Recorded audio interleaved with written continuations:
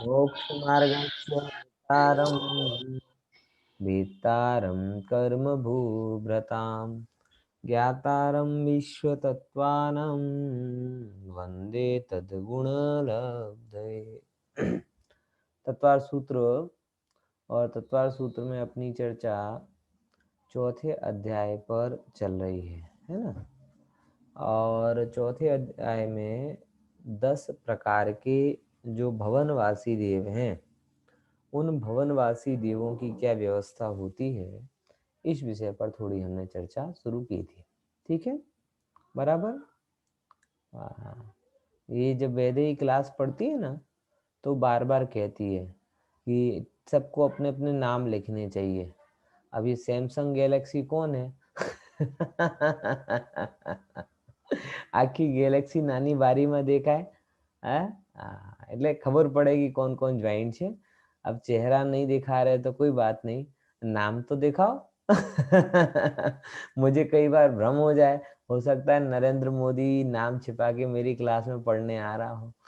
नहीं, मारो ज फोन છે। अच्छा अच्छा, તમારું જ ફોન છે? પણ એમાં જોઈન થતી વખતે નામ ના પૂછ્યું એટલે। अच्छा, કઈ વાંધો નહીં, કઈ વાંધો નહીં, સારું, તમે જ છો ને? હા, તો કઈ વાંધો નહીં। એકમાં શું છે કે તમારી સ્ક્રીન જોઈએ ને એકમાં તમારી સ્લાઇડ ઓલે આપણે જોઈએ એટલા માટે। अच्छा, नहीं કઈ વાંધો નહીં, સારું, એ કઈ પ્રશ્ન નથી, પણ શું આપણે એમ ખબર પડે ને કોણ કોણ આવે છે, શું શું કરે છે, કોણ કરે છે, એ રીતે। सारू, आपने भवनवासी देवों के बारे में बात की थी, और भवनवासियों के चर्चा में ये लिया था कि भवनवासी 10 प्रकार के होते हैं, है ना। और 10 प्रकार से भी ज्यादा महत्वपूर्ण बात यह है कि कुमार होते हैं। कैसे होते हैं? कुमार। और कुमार का मतलब क्या होता है कि वह सर्वत्र सर्वत्र कुमारवत। कुमारवत मतलब लैंग्वेज में, कपड़ों में, आदतों में, एटीट्यूड में, प्रवृत्ति में, सब में कैसे रहते हैं? वो कुमारों के जैसे, यानी टीनेज के जैसा बिहेव करते हैं, इसीलिए उनको कुमार कहा जाता है। इतनी बात कर हमने चर्चा में ली थी। अब उन कुमारों में भी सामर्थ्य कितनी होती है, तो सामर्थ्य को बताने के लिए यहाँ पे बात कर रहे हैं कि जो कॉमन बात है कि 10,000 वाली ये उसकी कितनी कैपेसिटी होती है कि 100 को मार सकता है अथवा 100 का पोषण कर सकता है। देखो, शक्ति का एक नियम होता है, वो अधोगामी भी होती है और ऊर्ध्वगामी भी होती है। अगर कोई व्यक्ति किसी का बिगाड़ करने में समर्थ है तो किसी का भला करने में भी समर्थ हो सकता है। तो जिस नए से वो बिगाड़ करता है उस नए से वो भला करता है, समझ में। और जिस नए से वो बिगाड़ करने में समर्थ नहीं है उस नए से वो भला करने में भी समर्थ नहीं है। ये जरा थोड़ा समझने जैसी बात है। बिगाड़, सुधार, प्रसाद और श्राप, जैसे अपन कहे ना साहित्यिक भाषा में कि किस एंगल से बिगाड़, मैंने 2 शब्द बोले कि जिस नए से वो बिगाड़ कर सकता है उसी नए से वो भला क्या कहते हैं सुधार भी कर सकता है, और जिस नए से वो बिगाड़ नहीं कर सकता उस नए से वो सुधार भी नहीं सकता। ये बातें थोड़ा समझने लायक है। देखो, एक हमेशा जिनवाणी में एक होता है वास्तविक नियम, बराबर। जिस वास्तविक नियम को, हाँ बोलिए खुशी बहन। सर, उद्योगामी मतलब बिगाड़ना कि सुधारना? देखो, शक्ति का प्रवाह मैं आपको बता रहा था, और शक्ति में ऊर्ध्व शक्ति 2 रूप में होती। ऊर्ध्वगामी मतलब किस रूप में हो? भला करने के रूप में। और अधोगामी मतलब किस रूप में हो? बुरा करने के रूप में। बात समझे? जैसे जिसके पास में लौकिक में है ना कि अपन ज्यादा कोई एग्जाम्पल ना ले, नेताओं का एग्जाम्पल है, बराबर, कि इस लोक में नेता होते हैं, नेता। अब वो नेता चाहें तो आपका टेंडर पास भी कर सकते हैं सरलता के साथ में, और अगर नहीं चाहें तो आपके हर काम को अटका भी सकते हैं।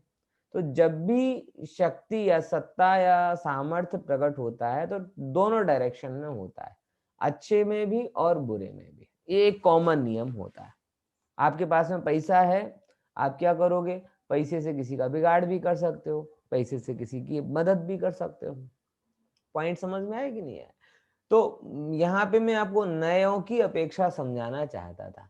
और नयों की अपेक्षा में क्या आता है कि मैं 2 शब्द बोले, जिस नए से बिगाड़ कर सकता है उस नए से सुधार कर सकता है, और जिस नए से बिगाड़ नहीं कर सकता उस नए से सुधार भी नहीं कर सकता। तो उसके बारे में बता रहा था कि नियम दो प्रकार के होते हैं, एक वास्तविक नियम और एक उपचरित नियम। बराबर। वास्तविक नियम में पदार्थों के मूलभूत कारण को समझा जाता है। और कोई भी पदार्थ का मूलभूत कारण क्या है? किसी भी पदार्थ का मूलभूत कारण उसकी योग्यता और निमित्त कारण उसके कर्म का उदय। बराबर। तो खरेखर तो देव आपका भला आपके पुण्य के वश होकर करते। और कोई देव आपका, और देव ही क्यों, कोई भी व्यक्ति अगर आपका बुरा कर रहा है तो वह आपके पाप के कारण कर रहा है। ये देव तो निमित्त है। बराबर। समझ में आया कि नहीं आया? जैसे आप कहीं पर जाते हैं तो कुछ सिक्योरिटी मैन, वॉचमैन आपको रोकते हैं। रोकते कि नहीं रोकते? नहीं, आप नहीं जा सकते, आपके पास में परमिट नहीं है, आपके पास में लाइसेंस नहीं है, आपके पास आईडी नहीं है, तो आपको रोक देते हैं। और कुछ ऐसे होते हैं कि अगर आपके पास लाइसेंस होता है तो एक्चुअल आदमी नहीं आता, लेकिन उसके जो कहते हैं ना कि अटेंडेंट, वो अटेंडेंट आपको आइए सर, आइए सर। तो जो लेके जा रहे हैं वो अपने बल से नहीं लेके जा रहे, और जो रोक रहा है वो उसके बैर के कारण नहीं रोक रहा।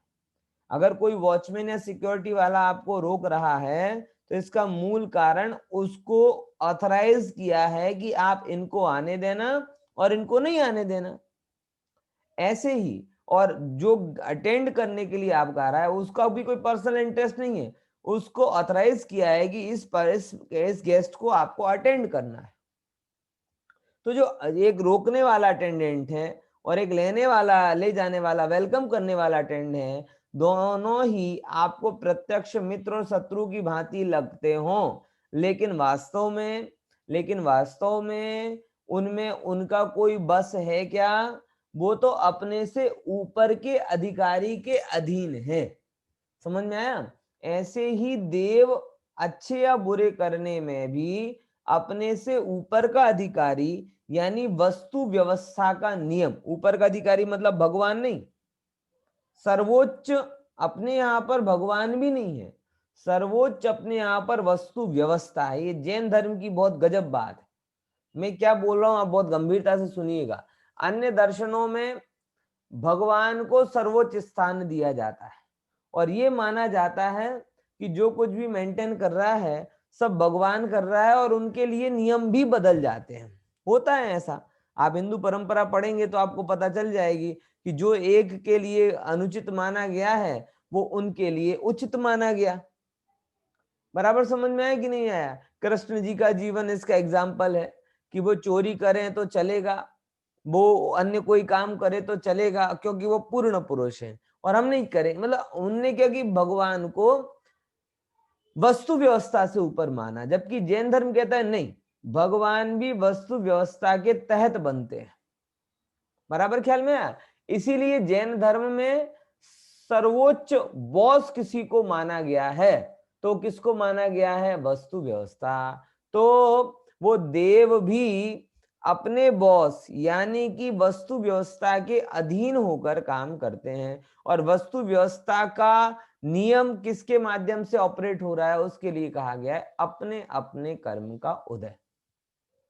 बराबर। तो जिस नए से कोई किसी का करता नहीं है, मतलब लोग कंफ्यूज ना हो इसके लिए बता रहा हूं कि कोई के साहब कभी तो आप कहते हैं भगवान भी कुछ नहीं कर सकता, और अभी यहाँ पर पढ़ा रहे हो कि वो 100 लोगों का अनुग्रह कर सकता है, 100 लोगों का क्या कहते हैं श्राप दे सकता है। तो जब कोई कुछ कर ही नहीं सकता तो ऐसा क्यों बोला कि 100 का अनुग्रह कर सकता है ना 100 का बिगाड़ कर सकता है? अरे भाई वो भी एक अपेक्षा है, वो निमित्त सापेक्ष अपेक्षा है, और जो कुछ नहीं हो रहा वो उपादान सापेक्ष है। तो उपादान के एंगल से कोई कुछ नहीं करता, और निमित्त के एंगल से जो निमित्त उपस्थित होता है वो काम करता है।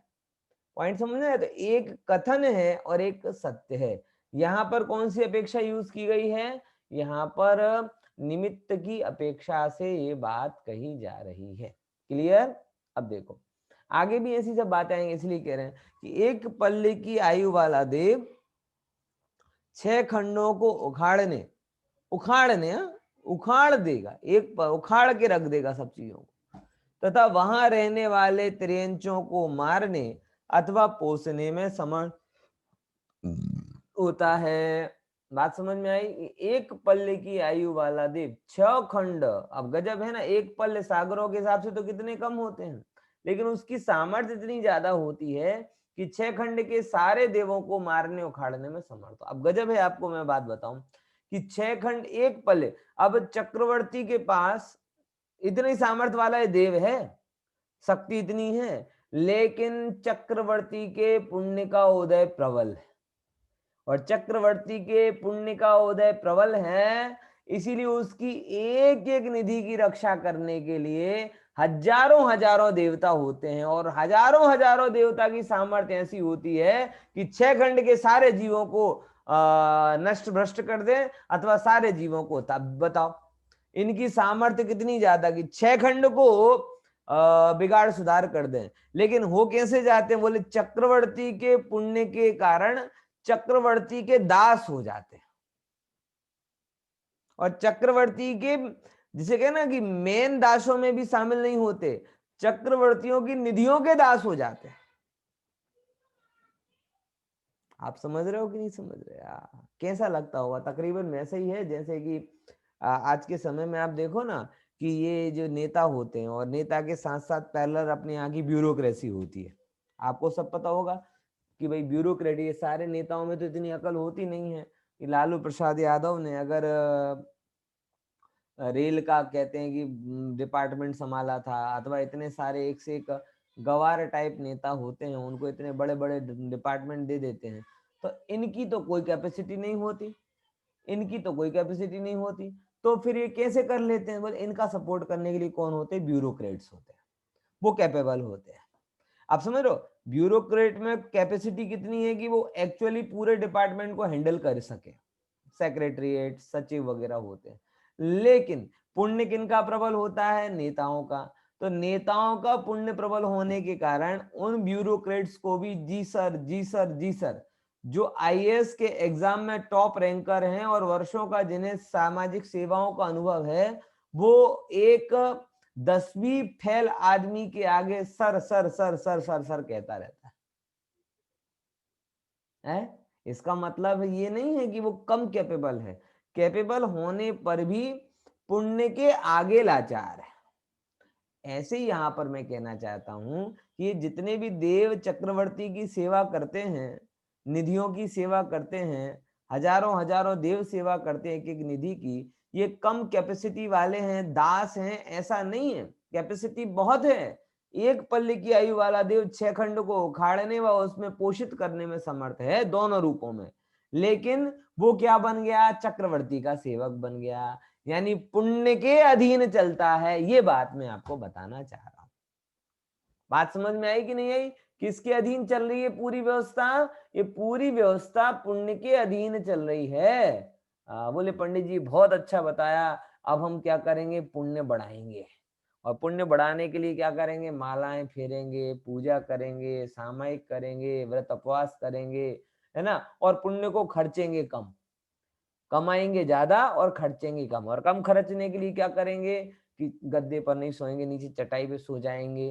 क्यों? क्योंकि गद्दे पे सोने में पुण्य खर्च जाएगा, और चटाई पे सोएंगे तो पुण्य बच जाएगा। ऐसे बचा लोगे, जैसे पानी को बचाते हैं, ऐसे पुण्य को बचा लोगे क्या? है, भूख से एक रोटी कम खाएंगे, ऐसे बचा लेंगे। देखो भैया, ये अपनी सारी बनियाई बुद्धि एक तरफ रख दो। ऐसे कमाने से पुण्य कमाया नहीं जाता, और गमाने से जाता नहीं है।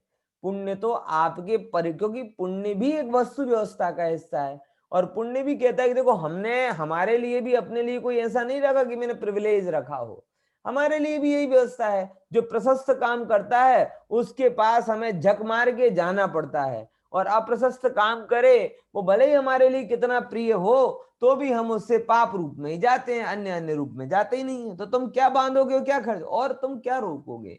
उसका जो उदय है, उदय प्रमाण में तो खिरने ही वाला है। इसीलिए ना उसको रोकने का, ना उसको कमाने का।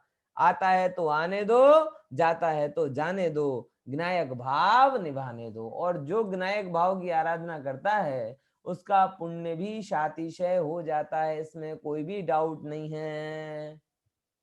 आज समझ में आ गई कि नहीं आई? तो इसीलिए पुण्य की बातें आपको बड़ी रोचक, अट्रैक्टिव लगेंगी, लेकिन वो सारी की सारी बातें स्वभाव के आगे तुच्छ हैं। जिसको स्वभाव की महिमा का खबर नहीं है, उसे बाहर की चकाचौंध याद आती।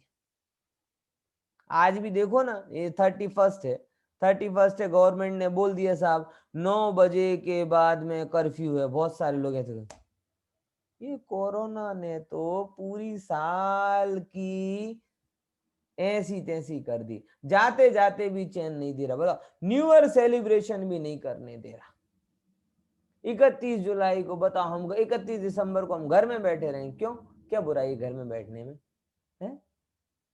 विचार करके इससे बेहतर कोई सेलिब्रेशन हो सकता है कि आप नए वर्ष की प्राग वेला पर अनादि सनातन दिगंबर जैन धर्म उसकी चर्चा सुन रहे हो? इससे बढ़िया कोई और सेलिब्रेशन हो सकता है? लेकिन मोहियों को ये नहीं लगेगा है? आपको मोहियों को ये अच्छा नहीं लगेगा। और देखो, पागलों की भांति सड़क पर एसजी रोड, सीजी रोड, और बस फिर जाएगा तो 10 9 8 7 6 5 4 3 2 1 0 करके फटाके फोड़ेंगे। क्या मिला क्या?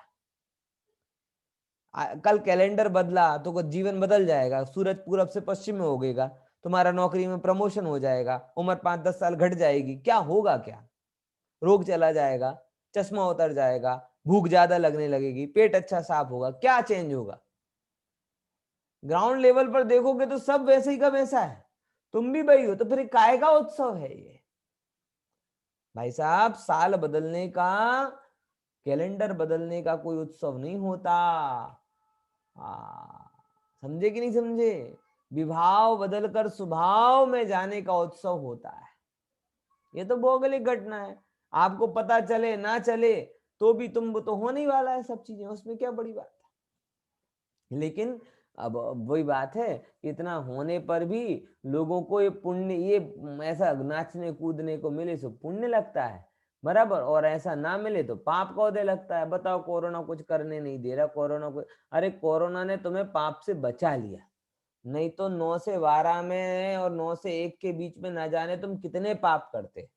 कोरोना ने तुम्हें बचा लिया, लेकिन कहाँ अच्छा लगता है हमें, है ना? समझे कि नहीं समझे? तो पुण्य को भी सही तरीके से समझो और पुण्य के लोभी मत बनो, स्वरूप की दृष्टि रखो, पुण्य अपने आप आ जाता है। देखो आगे अपन चलते हैं। हाँ, भवनवासी देवों की आयु अब बताते हैं, बहुत अच्छी चीज जानने लायक है। इनकी जघन्य आयु 10,000 वर्ष और उत्कृष्ट आयु 1 सागर होती है। ओके, दूसरे नंबर पे क्या बात है? स्वाच्छोस्वास का काल कितना है? बोले स्वाच्छोस्वास, देखो यहाँ पर स्वाच्छोस्वास का समय बताते हैं, 7 जघन्य अंतराल, 7 स्वाच्छोस्वास प्रमाण और उत्कृष्ट 15 दिवस है। देखो, स्वाच्छोस्वास का जघन्य अंतराल, एक तो जघन्य कितना होता है कि हमारी जितनी 7 श्वासें होती है ना, उसके प्रमाण में उनकी 1 होती है, मतलब इतनी कम सांस लेते हैं। और मैक्सिमम कितना हो सकता है? जैसे हमारी 15 दिन में 1 श्वास आवे, तो वैसे उनके 15 दिन में भी 1 श्वास हो सकती है। तो उत्कृष्ट और जघन्य के बीच का इतना अंतर है। अब देखो, आहार का जघन्य अंतराल कुछ अधिक, अंतराल कुछ अधिक 5 दिन और उत्कृष्ट 1000 वर्ष है। कि अगर इसका जघन्य, एक भवनवासी देव है और अगर उसे खुराक भूख लगी है तो कितने समय बाद वो भोजन का उसे विकल्प आता है? तो कम से कम 5 दिन के बाद है, और अधिकतम 1000 वर्ष का। यानी अपने यहाँ तो तेला बेला कितनी बड़ी पारणा हो जाए, 5 दिन का उपवास हो, वहां तो मिनिमम है। जो मात्र भोजन के त्याग को आहार मानते हैं और अनाहारी गोली खा खा कर आहार उपवास हो रहा है, उन लोगों को समझना चाहिए कि केवल आहार के त्याग का नाम उपवास नहीं है। क्योंकि आहार के त्याग मात्र से उपवास होता तो इनको मिनिमम 5 दिन और मैक्सिमम 1000 वर्ष के उपवास होते। दृष्टि स्वासन्मुख होने का नाम उपवास है, नजर अपने में जमने रमने का नाम उपवास है। बाहर में क्या उपवास होगा, लेकिन ये नहीं समझ में आता। हमें भूखा रहना बहुत बड़ा काम लगता है, और जो बड़ा रह जाए उसको हमें बहुत बड़ी, अरे बहुत बड़े तपस्वी, बहुत बड़े तपस्वी। देखो एक बात कहना है, अभी हमारे मेरे थोड़े परिचय में है ना, श्वेतांबर लोग ज्यादा आ रहे हैं, तो अभी एक मुंबई में एक संत हैं, क्या नाम है, जो 180 उपवास कर चुके हैं और सब जगह जय जयकार हो रहा है। अरे साहब बहुत बढ़िया, बहुत बड़े उपवास करने, महातपस्वी, भीष्म तपस्वी, ऐसे तपस्वी, वैसे तपस्वी। अरे भाई अगर वो भूखे रहने से होता तो ये 1000 वर्ष के, 1000 वर्ष तक कुछ नहीं खाने वाले, इनको क्या बोलोगे? ये भवनवासी हैं, सम्यक दृष्टि हो कि नहीं हो गारंटी नहीं। बात समझ में आ रही है? 1000 वर्ष तक उपवास, कुछ भी नहीं, और जब आहार लेने का समय आएगा अभी तो भी प्रासो का आहार ही लेंगे। शरीर में कोई कमी भी नहीं आएगी। भगवान ने क्या मार्ग बताया है और लोग क्या समझ रहे हैं, अभी भी बहुत बड़ा अंतर है। भगवान ने ये नहीं बोला कि तुम 1000 वर्ष के उपवास करने पर बड़े तपस्वी हो जाओगे। भगवान ने ये बोला है कि तुम अंतर्मुहूर्त अपने अंदर में रहकर महातपस्वी हो जाओगे, भगवान बन जाओगे। इसीलिए अभ्यास का डायरेक्शन है वो क्लियर होना चाहिए। प्रैक्टिस करना मतलब स्वसन्मुखता की प्रैक्टिस करना, और स्वसन्मुखता के लिए इंद्रियों के से विरक्त होना जरूरी है। तो आप आहार आदि में संयम रखो, उसका उसका निषेध नहीं कर रहा। मैं ये नहीं कह रहा कि बस 10 टाइम खाओ और खा के बस नहीं, आहार आदि का संयम रखो, लेकिन उससे ये मत समझ लेना कि मैं बड़ा तपस्वी हो गया। बड़ा तपस्वी तो आप तब होगे जब आपने, आपकी दृष्टि, आपके ज्ञान, आपकी श्रद्धा, आपकी परिणति अपने अंदर में झुकेगी। बात समझ में आ रही कि नहीं आ रही? तो यही चीज है। बाकी तो ऐसे तो सबसे बड़े तपस्वी देव ही है, क्योंकि वो 1000 वर्ष तक कुछ नहीं खाते, है ना। देखो, और अनाहारी गोली भी नहीं लेते। यहाँ तो 2 दिन के उपवास में 10 अनाहारी गोलियां ले लेते हैं। वो अनाहारी गोली खा रहे हैं तो उपवास कैसे हो रहा है समझ में नहीं आता, लेकिन बहुत जरूरी है। अब अनाहारी गोली ले रहे हैं, उसे अनाहारी क्यों कहते हैं? आहार नहीं है क्या?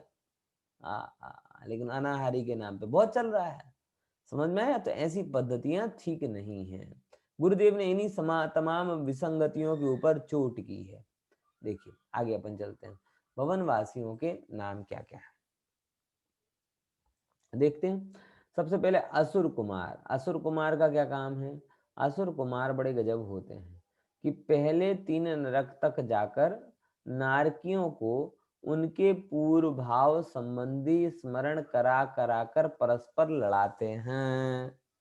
देखो ऑफिस वगैरह में ऐसा होता है कई बार, आप जैसे मैं भी ऑफिस में हूँ, तो क्या होता है कई बार कि कुछ लोग ऐसा कहते हैं, किसी ने किसी के बारे में कुछ कहा हो ना, तो जैसे ही आता है ना, हाँ हवे कहो हवे ही आवे, हवे कहो हवे कहो, जैसे ही वो लड़ना चालू करे इनको मजा पड़ जाती। होता है कि नहीं होता?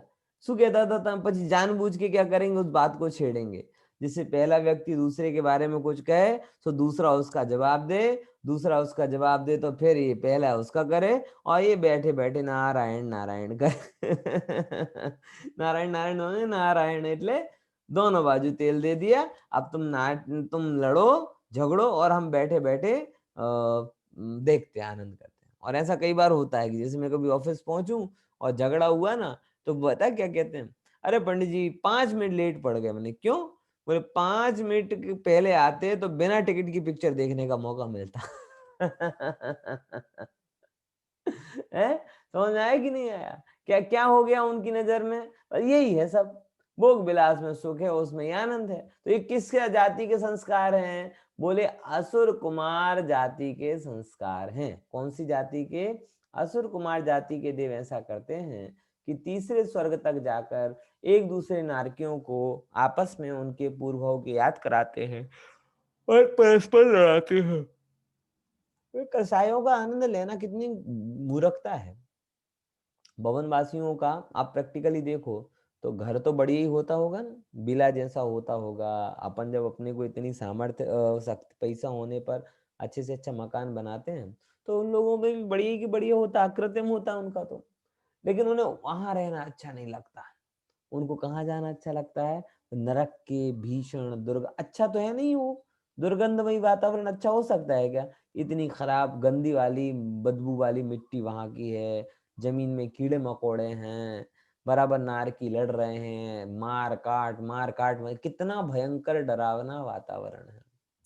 यानी कोई भी सज्जन व्यक्ति वहां जाना पसंद नहीं करे, लेकिन इनको तो उसी में मजा आता है, बराबर, और उसी में मजा आता है। तो इतनी सब प्रतिकूलताओं को भी अवॉइड करके लड़ाने के मजे को भोगते हैं। बोलो, है? अपने साथ तो ऐसा नहीं हो रहा कभी?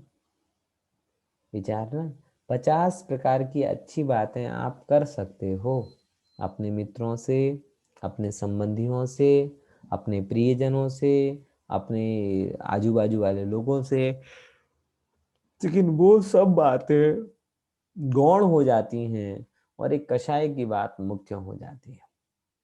क्यों? ऐसा क्यों हुआ? कहीं ना कहीं हमें उसमें मजा आता है, बराबर। तो ये हमारे कषाय में आनंद लेने के संस्कार हैं। इसलिए मैं आपसे बहुत निवेदन करता हूं कि कषायों में मजा लेना आपको बड़ा भारी पड़ेगा। क्या बोला?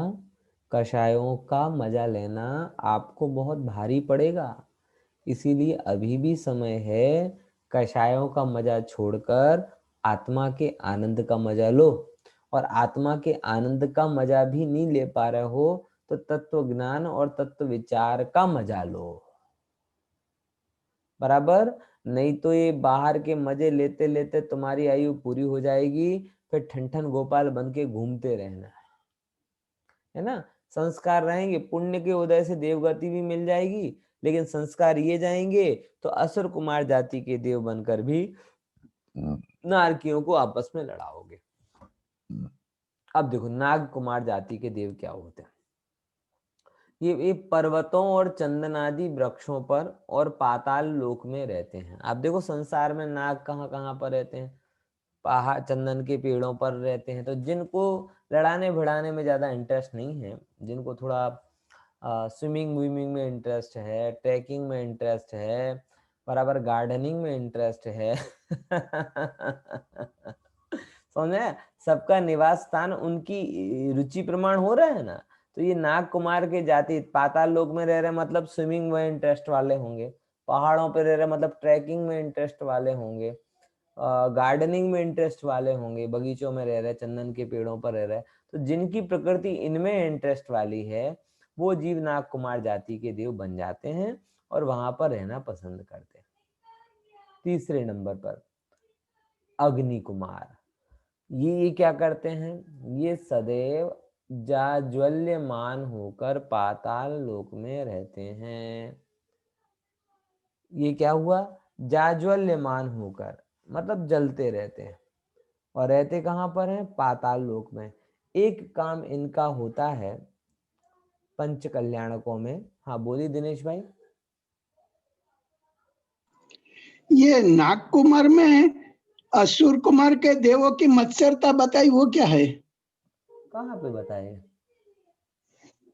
पर्वत और चंदन आदि वृक्षों पर रहते हैं और उसके बाद में लिखा है असुर कुमार देवों के, इस देवों से इनकी मत्सरता रहती है। मत्सरता रहती है, एक सेकंड। हाँ हाँ, इनकी ओके, ये लाइन मेरी पढ़नी रह गई। मतलब इनका आपस में थोड़ा ईर्ष्या भाव थोड़ा सा बनता रहता होगा, ऐसा मत्सरता मतलब ईर्ष्या भाव, उनसे उनके प्रति बैर भाव उनका रहता है। क्यों रहता है पता नहीं, हो सकता है संस्कारगत होते हैं। जैसे त्रियंचों में होता है ना, किसी किसी प्रकार के त्रियंच का किसी किसी प्रकार के त्रियंच से जातिगत बैर होता है कि नहीं होता? सांप नक नेवला का, बिल्ली कुत्ते का, बराबर, बिल्ली चूहे का, ऐसे करके। तो वैसे यहाँ पर जातिगत वैर है। क्यों है, किस कारण से, इसका कोई खबर नहीं है। मैं दूसरा प्रश्न कर रहा था, अग्नि कुमार के देव पंच कल्याणकों में कब आते हैं? कौन उत्तर देगा? एक एक एक इनका इंपॉर्टेंट काम है, कौन से कल्याणक में याद किया जाता है अग्नि कुमार के देवों को? निर्वाण कल्याण। नहीं, पालकी में तो नॉर्मल सारे देव आते हैं। निर्वाण कल्याणक आपने कभी पंच कल्याणक देखे हैं? हाँ, लेकिन क्या है, हम लोग तो जन्म कल्याणक के बाद जाते हैं, निर्वाण कल्याणक के दिन तो रुकते नहीं। निर्वाण कल्याणक के दिन तो पंच कल्याणक को भगवान विराजमान करने वाले फैमिली ही होती, बाकी तो सब खाया पिया। और अरे वो पंच कल्याणक वाले भी इतना जानते हैं ना कि निर्वाण कल्याणक के दिन शाम का खाना ही नहीं बनवाते। कोई अगर भूल चूक से रह जाए ना तो उसे भूखा रहना पड़े। कोई मतलब निर्वाण की कोई वैल्यू नहीं है, जन्म में व्यक्ति समाये नहीं, इतनी भीड़ होती है। और निर्वाण में तो कोई रहता ही नहीं है, सुबह के टाइम थोड़ा पुराना खाना पीना मिला गुलू के वो चला लेते हैं, शाम को तो रसोड़ा बंद। बराबर ख्याल में आया, क्योंकि कौन रुके भाई, कौन रुके। तो निर्वाण कल्याणक के शुरुआत में सुबह का समय जब होता है, जब भगवान से दुख लाभ हो जाते हैं, तो उनके देह का संस्कार, देखो भगवान का शरीर तो कपूरवत उड़ जाता है, समझना व्यवस्था, भगवान का पूरा शरीर कपूर के जैसे उड़ जाता है। लेकिन ये सारे देव अपनी विक्रिया से एक शरीर बनाते हैं आर्टिफिशियल, और फिर उस आर्टिफिशियल शरीर का संस्कार ये अग्नि कुमार जाति के देव करते हैं। बराबर। फिर से भगवान का निर्वाण होते ही शरीर कैसा हो गया, कपूर की भांति उड़ गया, केवल नख और केश रह जाते हैं। लेकिन ये सारे जो स्वाभाविक है कि भगवान को देखने की इच्छा, भगवान के रूप को निहारने की इच्छा सबको होती है, तो क्या करें, तो लोगों की जन भावनाओं का मान रखते हुए ये सारे देव भगवान का एक कृत्रिम शरीर बनाते हैं, और उस कृत्रिम शरीर का संस्कार कौन करते हैं, अग्नि कुमार जाति के देव वहां करते हैं। इतने रोल के लिए अग्नि कुमार जाति के देव पंच कल्याणक में स्पेशल आते हैं। बराबर, बाकी मोस्टली वहां पर रहते हैं। वात कुमार जाति के देव क्या करते हैं, वायु कुमार जाति के देव हैं जो तीर्थंकरों के दीक्षा कल्याणक में शीतल वायु का प्रसार करते हैं। बराबर, क्या करते हैं, आपने अतिशय सुने होंगे कि भगवान के ज्ञान के अतिशय कैसे होते हैं कि शीतल शीतल हवा चलती रहती है हमेशा। तो ये काम कौन कर रहा है, बोले ये काम वात कुमार जाति के देव करते हैं। स्तनित कुमार जाति के देव तीर्थंकरों के समोसरण में गंधोदक की वर्षा करते हैं।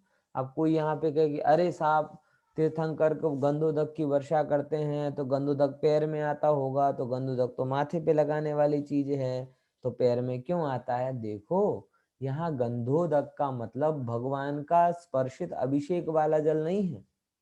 यहाँ गंधोदक का मतलब गंध मतलब सुगंध और उदक मतलब पानी, तो सुगंधित पानी की हल्की हल्की बौछार जो आपको क्या कहते हैं आनंददायक होती है, उसकी व्यवस्था स्तनित कुमार जाति के देव करते हैं। पॉइंट समझ में आया।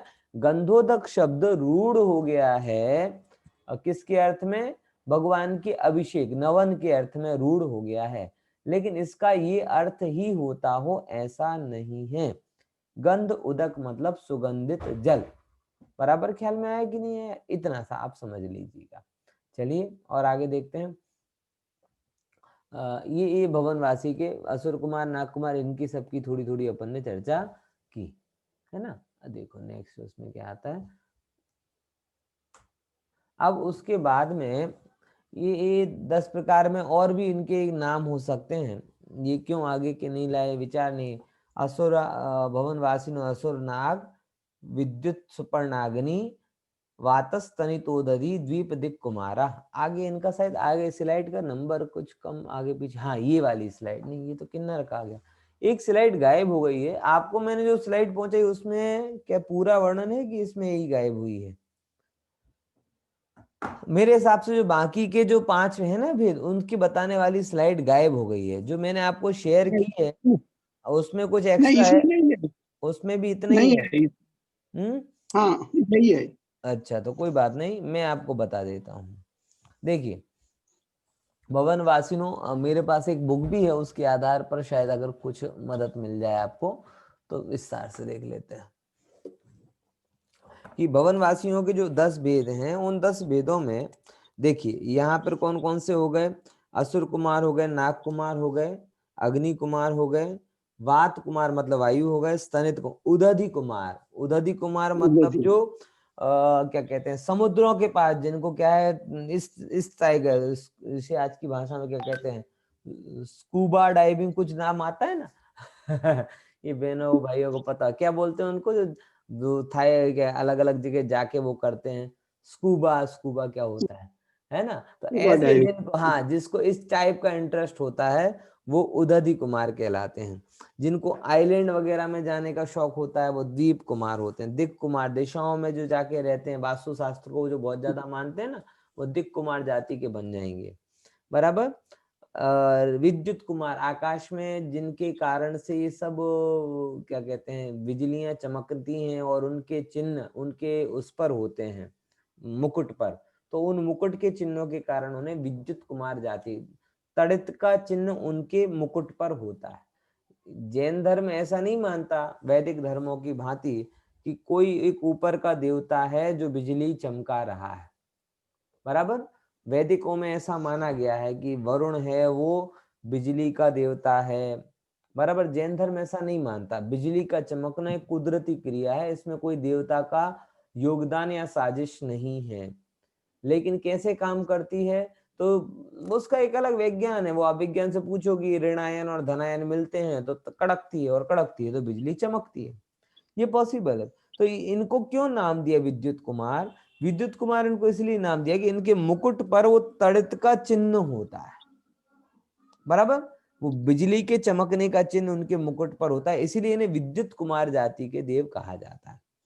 कौन कौन से हो गए? अश्वर कुमार, नाग, सुपर्ण कुमार, जो मतलब पत्ते का चिन्ह जिनके उनके माथे पर होता है, मुकुट पर, इस हिसाब से उनको सुपर्ण कुमार कहा जाता है। क्लियर? ऐसे करके ये बाकी के 5 और भवनवासी देव हैं, उनकी चर्चा अपन ने की। ठीक है, कोई बाकी रह रहा है? नहीं रह रहा, सब हो गए पूरे। अब जो आगे के जो हैं सूत्र अपन पढ़ लेते हैं, अर्थ कल देखेंगे। व्यंतर देव, व्यंतर देवों का क्या सूत्र है वो देखते हैं। व्यंतरः किन्नर, बोलिए। व्यंतरः किन्नर किम पुरुष महोरग, किम पुरुष महोरग गंधर्व यक्ष राक्षस, गंधर्व भूत पिशाचाः, भूत पिशाचाः। पढ़िए एक बार। व्यंतरः किन्नर, किन्नर किम पुरुष यक्ष पिशाचाः गंधर्व यक्ष राक्षस भूत पिशाचाः, राक्षस भूत पिशाचाः, बराबर। हाँ, ये 8 प्रकार के व्यंतर होते हैं। देखो, लोगों ने तो व्यंतर का मतलब ही सीमित कर दिया, व्यंतर का नाम आए तो भूत पिशाची समझते हैं। अरे भाई, गाने नाचने वाले भी व्यंतर होते हैं। कोई व्यंतर डीजे वो 31st की पार्टी भी ऑर्गेनाइज कर रहा होगा, आपको क्या पता क्योंकि गंधर्व और यक्ष का काम है डीजे जॉकी, क्या बोलते हैं ना उसे, डीजे जॉकी, रेडे वो है। तो हो सकता है वो नाचने गाने का शौकीन व्यंतर हो, मनुष्य के रूप में आए और डीजे पार्टी करवा रहा हो। मतलब इसको आप थोड़ा समझिएगा, ये हमने अमुक अमुक देवताओं के प्रति प्रेजुडाइजनेस अपनी अपना ली है, ऐसा नहीं है। बराबर समझ में आया कि व्यंतर खून पीने वाला होता है ना, ये करने वाला होता है। असुर और राक्षस और पिशाच भी बोले ना, वो भी एक बढ़िया में बढ़िया देव होते हैं, खराब नहीं होते। लेकिन ये 8 प्रकार के हैं। कौन कौन से? किन्नर, किम पुरुष, नाम क्या है उनका? किन्नर। फिर क्या बोले? किम पुरुष। फिर महोरग, फिर गंधर्व, यक्ष, राक्षस, भूत और पिशाच। इस प्रकार से ये 8 प्रकार के व्यंतर देवता होते हैं, बराबर। मैंने बहुत पहले आपको बताया था कि व्यंतरों के स्वरूप को थोड़ा अच्छे से समझने की जरूरत है। व्यंतरों के स्वरूप को देख देख कर दुखी होने की तो कतई जरूरत नहीं तो जैसे हर जगह वो भारत पाकिस्तान में होता है ना कि भाई भारत में कोई भी गड़बड़ी हो उसे पाकिस्तान जिम्मेवार कहता है, पाकिस्तान में कोई गड़बड़ी हो उसे भारत जिम्मेवार कहता है। हिंदुओं में वो आजकल हो रहा है पोलराइजेशन, तो हिंदुओं में कोई गड़बड़ी हो से मुसलमान जिम्मेदार, मुसलमानों में कोई प्रॉब्लम हो तो हिंदू जिम्मेदार।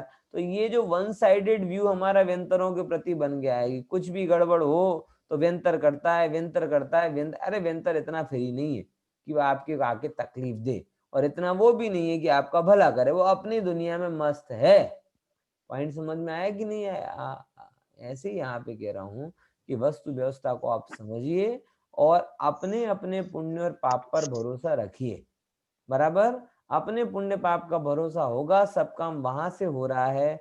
व्यंतर भी आपका अनुग्रह या निग्रह करने में समर्थ नहीं है। विशेष चर्चा अपन कल करेंगे।